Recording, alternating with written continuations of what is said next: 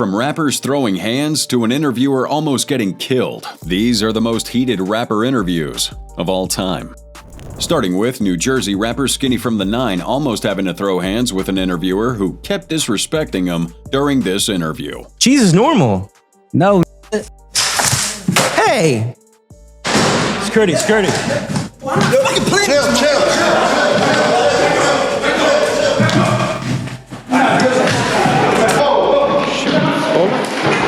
Now this interview was with Craft Culture, starting off pretty weird as one of these interviewers handed Skinny from the 9 a block of cheese, since 9 had a reputation on the streets for being a snitch. I think we have some snacks for him. You want to bring on some snacks for Skinny from the 9? There you go. What's this? That's for you. Just in case you get hungry throughout the interview, that's for you. YBN Almighty J had alleged in the past that Skinny from the 9 ratted him on some issues to the cops, and ever since then, Skinny has been trolled everywhere he goes for being a rat, with one situation resulting in Skinny getting so upset that he ended up punching a fan who was trolling him. But apart from snitch trolling, that interviewer had other plans, like questioning Skinny from the 9's sexual orientation. So do your parents know that you're gay? What? Do your parents know that you're gay? I'm not gay, goofy ass boy. Is there anything wrong with being gay? I'm not gay. Why are you getting so defensive? At this point, Mr. 9 wasn't getting the memo that this wasn't a real interview, so things started pissing him off as he would send warning shots to the interviewer. So don't you think you keep trying to be funny? Can I answer? Stop. I'm not gonna tell you again, blood. Playing with me. Stop playing with me, bro. All right. Real shit. Stop playing with me. All right. The kiki ha ha ha, that shit is goofy as hell. I've been in this place. I showed you nothing but respect to you and your staff. Real shit. And you keep trying to be funny. I'm sorry. I'm gonna smack the shit out of you, deadass. All right. I'm gonna smack the shit out of you. No. But after dealing with all the BS for more than 15 minutes, Skinny from the 9 couldn't take it any longer when that interviewer called his music shit and some dude in a rat costume pulls up. Skinny just flipped out. What's going on? What y'all niggas on? I don't even know why he's here. He was supposed to be Security. Chill.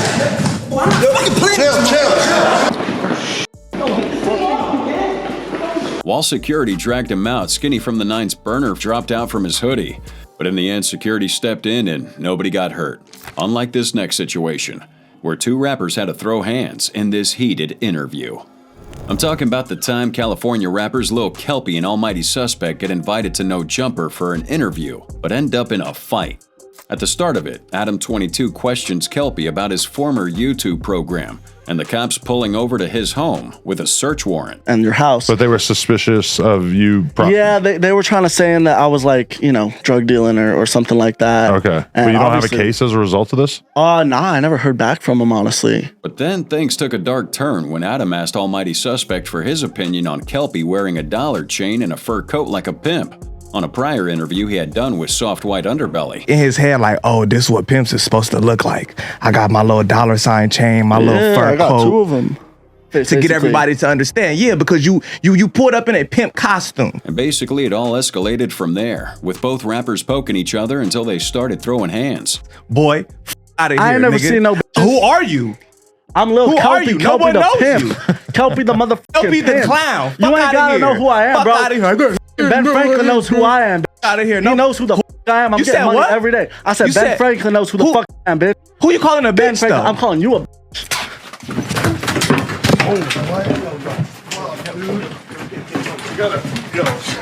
But in this next interview, Flakko almost caught a fade with rapper and music exec Wack 100. During this episode of No Jumper, Wack calls out Flakko for not putting a pause on dissing his hood while on No Jumper. But you let him in, I'm not playing with you. You let him in, you playing games. But it's not my show. You're playing games. I'm not Brick Baby. I'll start with you right here. But it's not my show though. It starts off as a friendly fade, but after Flakko kept denying being a host of the No Jumper show, Wack 100 ran up on him. Wait, but No Jumper is not my platform, it's Adam's platform, right? And the show itself. Hey, listen. Hold on. What up? Everyone in the studio was pretty confused because they didn't think it was that serious, but for Wack 100 it was. However, leaked footage later showed him piecing it out backstage after the episode was over. Oh, you move body, it is a problem. So that's what of course. But see, you gonna keep playing on our show doing that shit. Ain't mean to, but this kid over to the Adam Wax show crack. While Flakko was right with the fact that Adam22 actually owns No Jumper, one of the guys Adam actually started No Jumper with, Lil Housephone, got into a heated moment with him over some petty matter. Lil Housephone was one of the original hosts of No Jumper, but after having a fallout with Adam, he left. However, sometime in 23, Adam had an episode with trans OnlyFans woman Gracie Jane, where she implied sleeping with Housephone. By acting weird and shady, acting like you didn't do some shit that you did do, and you know you did. I've been friends with him for like, and I just don't want to be like, the truth is the truth. Well, no one cares. No names were mentioned, but everyone knew it was Housephone she was referring to, and people called out Adam for letting such info get out in the first place, if Housephone was truly his homie. And after a few weeks, Housephone made a return to No Jumper, calling out Adam for exposing him like that to the public. None of that matters, Adam, because at the end of the day, you had the power to either not release it or to make sure that you did the due diligence to edit it out all the way. And that is a big part of why I feel like is because I wish that I rewatched it so I could have said, hey, you guys and guess what? You could wish, shoulda, coulda, woulda, all that, but at the end of the day, it came to out, bro. Adam tried doing some mental gymnastics to play the victim and flip the case, but Housephone pressed him further, even mentioning how the whole situation affected his relationship with his family. My sister has nothing to do with any of this shit, bro. I agree. She had to call me because my other family members was worried that I was gonna fucking commit suicide, Adam. And when Adam tried flexing on Housephone's late mom, well, Housephone had to run up and check him. Are you actually acting like I have some kind of disrespect for your mom when You're disrespectful as fuck. I paid for the fucking funeral as soon as it happened just because. Come on, bro. Come on. Not here, bro. Not here. Not here, bro. Come on. Not here, bro. As crazy as that was, it wasn't the only time Adam22 had been caught up in some heated drama on his own show, because back in October 24, Chirac rapper Ruga had to check him for disrespecting FBG Duck's mama. Another thing, you on here playing with folks' mama, like Duck mama, bro. Like, I don't give a how much you playing. Don't play with folks' OG. I think that was a mutual thing. Her and I had this little flirtatious joke thing going on. Shit.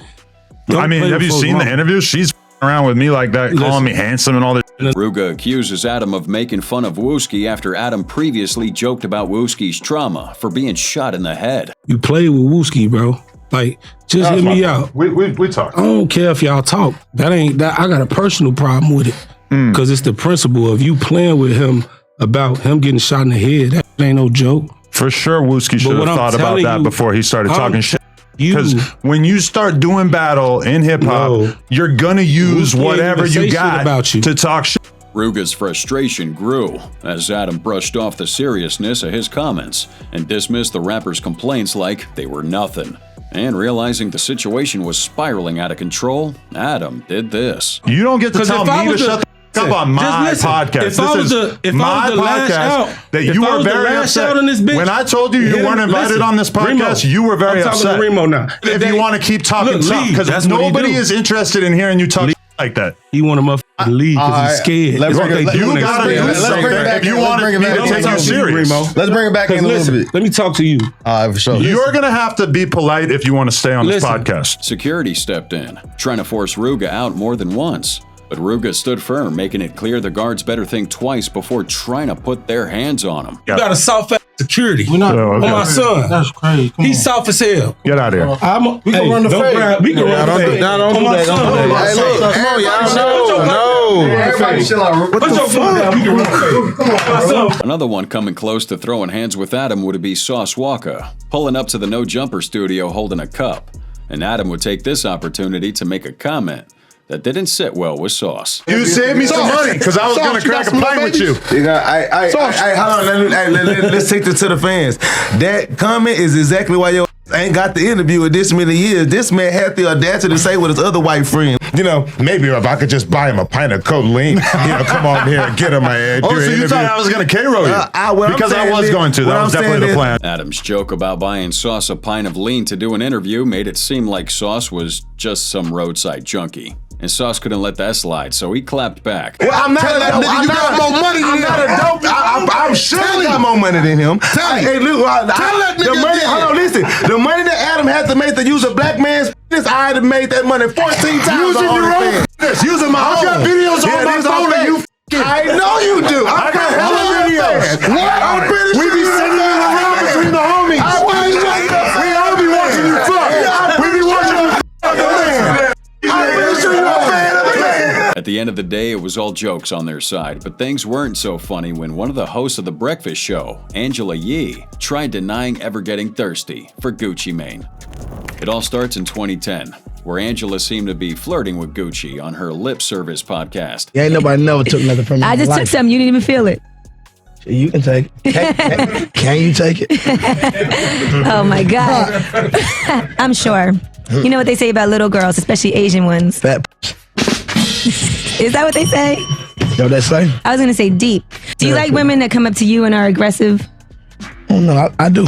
I do like that, but for me to talk to them, I just gotta feel you. So what does it do to guys when they eat grits? Make it big. Like mine. Oh my God. He must really have a big because he always says that. 6 years later, when Yee joined the Breakfast Club, Gucci drops a hint that he and Angela Yee had a past. But he didn't mention it until Yee tried to act like she wasn't scared about the rumors of Gucci showing up with a gun during his first visit to the show. I just want to say for the record, I wasn't scared when Gucci was here. You always been nice and polite and kind to me, so I wasn't. So when you was scared, I don't believe. First off, hold up before we start. But we get past that part. I don't believe what she's saying. She frightened. What? I wasn't you was scared. Terrified. No, I wasn't. No, you was. Go back. Angela Yee then set up the momentum for Gucci to put her on blast by saying this. It's not what I was going to do. It's not what I would do to you. It's what I was going to say to you. Oh. You know, because we had already had a history. Now you smash Angela Yee? Okay. Of course not. Yee got defensive real quick, saying nothing ever went down between them, but that just hyped Gucci up, making him put her on blast even more. That is a lie. I'm not lying. No, we was cool. I was not on your. Stop you it. used to be texting me what hotel you was at and shit like that. That is a lie. Never. You must got me. Yee must have been so embarrassed because she tried claiming Gucci had her confused for someone else, but Gucci, knowing damn well what he was talking about, decided to drop some more receipts. Confused with somebody else. You remember when we did that interview a long time ago with Melissa Ford and all that, and they was calling Gucci got a good memory. You definitely, no. Service. Stop it. That definitely was not me. I don't know who it was, I put my life on that. There must have been somebody else in there. I would swear on my life. On my unborn child. I have never hit Gucci asking him what hotel he's in. I don't know. What you believe in, Charlamagne? Nah, I wouldn't do that. I ain't never known Gucci to be a liar, man. Picture me hitting somebody saying, what hotel are you in? Hey, man. Everybody get Now listen, Malcolm Gladwell, he said he's your favorite author. They eventually got past it all, but that wasn't the only heated interview to occur on the show, because this one time, Birdman stormed into the Breakfast Club studio to put host Charlamagne the God in his place. Yes, sir. I want to start this shit off straight, telling all three of y'all stop playing with my name. Let's go on there. Let's go. Stop playing with my fucking name. Let's go. Let's do it on camera. Most of that tension came from previous interviews on the show with Trick Daddy and Rick Ross, where they talked about Birdman's business moves, particularly how he was handling things with Lil Wayne, and they didn't hold back. Birdman could have also been upset when Charlamagne claimed Cash Money would be dead if it weren't for Lil Wayne. So, he was there to make things clear, telling the entire Breakfast Club crew to put some respect on his name. I knew a few places you was at. I could have pulled up, but I don't think that was gangster. I wanted to come look you in your face like a man and tell you how I feel. Okay. You understand me? Straight up like a man. So what's the issue? No sugar. Ain't no issue. If it was an issue, you'll feel me. I just come to let y'all know, stop, put some respect on my name. You understand me? When y'all saying my name, put some respect on. Charlamagne stayed calm as Birdman looked like he was ready for whatever. But after barely 90 seconds of exchanging words, Birdman stands up and bounces from the studio. But not without dropping this iconic line. Stuff with the radio guy. I hear my y'all finished or y'all done? I ain't got no more talking. Let's rock. All right. Thankfully, that situation didn't escalate, but just like Birdman, Solo Lucci walked out on this interview for saying things he didn't agree with. The interviewer, Mogul State of Mind, was letting Lucci know he did an interview with Charleston White, and Charleston wasn't rocking with him no more because of some things he said about Christian Bible. Yeah, I did an interview with Charleston, and the interview did good. It went up. I hit him up today. I said, hey, man, let's get another interview. He said, no, I don't mess with you. He said, you got an issue with God. You trying to figure out who God is. What? Got kind of spiritual, but I was like, but Bible, I don't believe it. I just feel like it's a bunch of people trying to figure out who God is, and they don't know either. And people made these books. So I don't believe the books. I believe you just have your own spiritual relationship with God. Clearly, Solo Lucci wasn't rocking with Mogul's beliefs, so before walking out the show, he tried schooling him on faith and religion. Because believing in God is believing in all of God. So you believe people can have their own spiritual relationship, you also got to believe in the people that believe in their books. Believing in God is believing in all of God. That's just sometimes some things better to yourself, you understand what I'm saying? Because you can't say you believe in God and you don't believe in what was written about God. It was clear that Mogul and Lucci didn't see eye to eye on the matter, so Lucci spared Mogul the trouble by bouncing out the interview. You don't believe in God. This nigga fucking crazy, I'm out. Jordan, don't call me no more shit like nigga don't even believe in God, cuz I'm gonna take a side. This nigga tripping. Now let's move on to DJ Akademiks, who's engaging in some heated interviews with rappers lately, starting with the time Soulja Boy put Akademiks in his place for speaking on his name during an episode of Complex's Everyday Struggle. Got all that trolling and shit from me, nigga. When I was beefing with Chris Brown and Migos and calling you a bitch saying DJ Akademiks, he got that from me, stupid. Soulja Boy and Akademiks had been going at it online, talking to each other, with Soulja going as far as dissing Akademiks, DJ Vlad, and Adam22 during an IG Live. I got time today, nigga. Fuck Adam16, nigga. Fuck Say Cheese, nigga. Fuck Vladimir. You a bitch. Rick Ross beat your ass. Okay, DJ Akademiks, you fat piece of shit. You want niggas to beat your ass like 6'9", huh? You donut pork chop eating piece of... Oh! Okay. All you niggas is haters, right? This what we got going on. DJ Akademiks, if I punch you in your motherfucking stomach, pork chop's gonna come out your asshole. From his words, you can tell Soulja was about to get on his shit. And that interview with Complex lived up to its billing, as right from the jump, Akademiks trolled Soulja that he wasn't actually the first musical artist on YouTube. I was the first rapper on YouTube, bruh. The first artist on successful. YouTube. I don't know about first. No, First it's successful. no. I don't know if you know, I've been to YouTube and I've been to their offices. They flew me out in 2007. To say thank you? Yes, and they told That's after Crank that blew up. Yes, and they told me that I was the first artist on YouTube. Then things heat up with Soulja, claiming he put Tyga and Famous Dex on the musical map. That's cap though. All right, so let me finish That's real quick. cap. Let me finish. What's cap? You ain't go. had no bigger year than Tyga. He's saying No, he posted it. Yo, you missing the whole point. Did you see in 2007, I put Tyga in his first music video in Donk. I mean, She got a donk. knew that till you posted a screenshot now, bro. Like, That's because y'all don't know y'all history, y'all. So how Niggas did need to you learn put him y'all on? history. So how did you put him on? Nobody I knew put him that. in his first music video. And nobody knew that till you Yo, when you watch Donk, that got 100 million views. Everybody seen that. They knew that was Tyga from GD Line and the Coconut. And that's why they put his music? Yo, stop playing with me, And then Soulja goes off on Akademiks after Akademiks questions him about his claims of also teaching Drake everything he knows. See, I taught Drake everything he know.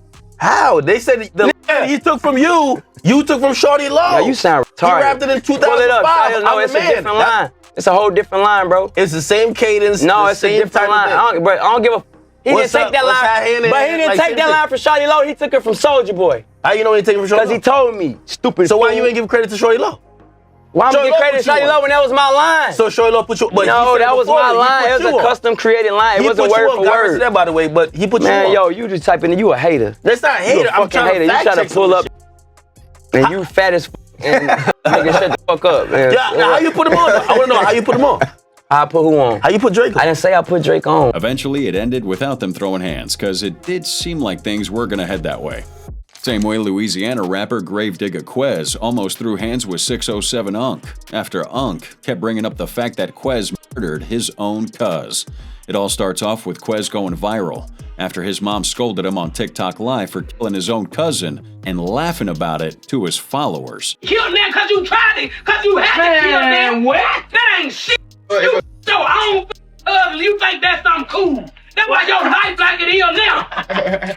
You tripping, boy. You know my idiot self-defense, though. I bet you 500 grand you can't go outside right now and walk around and be comfortable. Yo, stupid like it's a joke. A motherfucker do you just like they did him. Laugh at that. Yo, weird. I bet you won't walk around in motherfucking Jonesboro right now.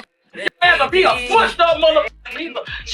Next up, Quez is on this interview with 607 Unk, but things didn't go as planned, as Unk kept calling out Quez, telling him he was being a bad influence on his younger brother. I think you kind of showing him how to be a killer, and you need to show him something else, right? I ain't even that, bro. I'ma speak up for that, cause I ain't gonna lie. I ain't no dumb ass nigga. I ain't no yes man, no man like that. Like my bro, you tell me something right now, you think I'm a greedy that shit be done? Hey, bitch, go spend on this nigga. Hell yeah, bitch, let's go do it, cause you graded. No. He gonna tell me. No. My ass, boy, your tripping. All that got something to live for. Ain't no slow crash dumb how do you think just cause that shit, feel me? My just smart. You feel me? I ain't no slow ass young want better. I just know my brother, the way he had to do this shit, he started making this shit good is a bad way if you get what I'm saying. You see, it took for him to do all this shit. Feel me? I never been on a plane. You took me out my city. This is the first time I ever been out my city. Like I never been nowhere. Like a young house, I never been nowhere. My brother, the only thing he did was try to show me right behind the camera scenes. Every time I want to do some shit, I swear to God, this man try to stop me. He'll be like, say some shit, he just stop, bro. Quez's brother steps in to defend him, but Unk wasn't done. He tried stirring things up, hoping to get the two brothers to argue, maybe even turn on each other, knowing Quez had murdered family before. But you know, things didn't go the way he thought they would. He just telling me some regular big brother shit. Guess he just want me to just. But listen, you know what I'm trying to say. I get what you trying to say, but that never said. She stays. It ain't true, man. Cause you know how I am. That's just how it look from the outside. Yeah. My nigga, a brain on Jesus. I ain't saying I ain't got no brain. I ain't saying I ain't got. Hey, look, ain't nothing cool except when the family feud. That's why I got. But y'all used to family feuds. Y'all used to family feuds. I just want to see if y'all would get back and probably get each other right. Oh no, because they running the family. Right? It wasn't never go like that. Oh no. Anything we'll get up in here and kill you. After getting threats during that interview, things escalated further when 607 Unk got his chain snatched by Quez for some crazy reason. Somebody called 607 tell him stop calling me about this thing. Like, y'all keep asking me why I took your chain. You wanna know pay me that bread for that interview, nigga. We hit 100K first down in interview. And wanna pay us, but he paid niggas, he paid Brick Baby, he paid all that. That's why I took your hoe down. He kept talking about sacrificing me and I'm God. Yeah, tried to sacrifice me and my little brother. And maybe Unk gotta watch himself around these up-and-coming rappers from the trenches, cause in this other interview with his artist, Karma 2Z's, things almost went sideways with Unk disrespecting 2Z's new album that just dropped. He put out an album called The Blackout, and I'm gonna keep it real, it didn't do no good. I didn't make no money off of it. That's what I'm on. But that shit, I mean, lying, I'm gonna keep it real. Stop lying. I'm just gonna keep it real. Don't do that on this platform. I'm gonna keep it real. Don't do that on this platform. We can't lie on her. Everybody know. Nobody listening to it. 2Z's was heated that Unk would even say some shit like that and try to get him to take it back. But when Unk stood firm on his opinion, 2Z's just got up and walked out of that interview. Okay, but the album didn't sell too good. It didn't do too good, right? Blackout, nobody got it. They blacked out. Like, I don't want to see it. Stop playing. Nobody want to see that. No disrespect. Come on. Stop playing. You got paid to be here. What you doing? You got paid to be here. You got paid. But you got paid to be here. You got to be here. Artist on the screen though. Stop playing. You been around this nigga too long. Stop playing on me. You gotta understand. You're a bad influence. You a bad influence. You owe down. You owe down my paper. Sit next to Stop playing on me. You gone. Last but not least, we've got the case of Compton rapper AD throwing hands on a No Jumper podcast with BMX Velo. The two had beef since 21, and things escalate to the point where they were both ready to throw hands on sight. And they actually did, because while AD was on No Jumper, Vel pulls up, and the two burst into a fight. Shit was broke. My nigga Vel in this motherfucker, you know what I'm saying? My nigga hell in this motherfucker, bro. Hold on, bro. Hey, hold on.